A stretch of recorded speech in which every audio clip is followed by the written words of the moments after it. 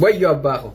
Ani waan namaa kanallee iddootti jarjaree waan nama dhuunfaa lamaa keessa galuun barbaadu. Ayi mucaan kun maqaan isaa mootii sanyii mootiidha. Ishiin tun ammoo siif ooloo jedha. Mucaa kanaatu ishii tana jaalala gaafate. Si ajaa'ibaa bara. Jaalala akkamiin beektaa?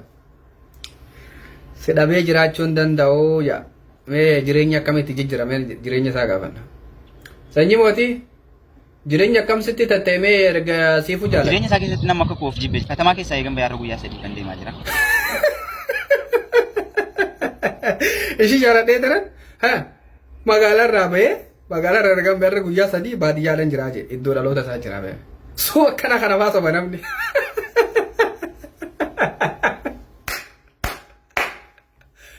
Iskindittiin tuyyoo maal jette mee dhaggeeffannaas.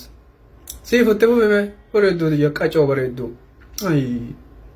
Maal goota namni tokko zimtii asirratti si argee sin jaaladhe egaa sin jedhu deebiin kee maal ta'a? Deebiin kee zim jechuudha. Habeen siyaasaasin jaamaare akkatti garaa nama nyaattu wallaahi. Miskiinaa bara. Dhalaan tun miskiinaa bara. Yeroo baay'ee dhiiratu dhala shamaraa dhaqee itti onkaa kan itti dhadhee sin jaaladhaa jee dhugaatti fakkeessa.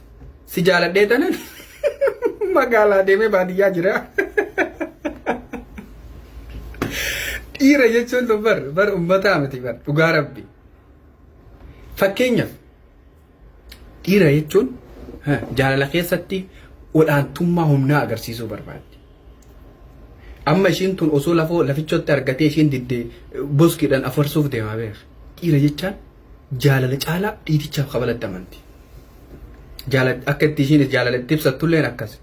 Shamara kan itti jaalala qabsiisan afaan nagaa godhanii abaaboo kennanii fi waan ishiin feetu amala ishii xabiyaa ishii gaafatanii hoggamara waan ishiin feetu san irratti argamtee fi kunuunsa jechaadha. Shamara jechaan abaaboodha. Abaaboo aduun dandeessu cinqii hin dandeessu. Ati cinqii dandeessarraa gaffe yoo jee cinqii ishii baasuudhaaf maddi teessee hiraara ittiin qara'in. Hoggamara bakka shamara jechaan faaya. Faaya mana, faaya mormaa, faaya gurraa akkanatti eegan kan agartee shamara jechaan akka waan faayaati irratti eeguu qabda. Rakkoo irraa eeguu qabda. Shamara jechaan onnee qulqulluu takka qofa qaban akka keessanitti miti. Mee siifuun maal jetti? Siifu sanyii mootii kun akkamitti jaalate? Baay'ee odeeffannoo mucaa kana eegaan dhagahu immoo jaalallee qaba jaalallee isaa hinaafsisuudhaaf. Haadha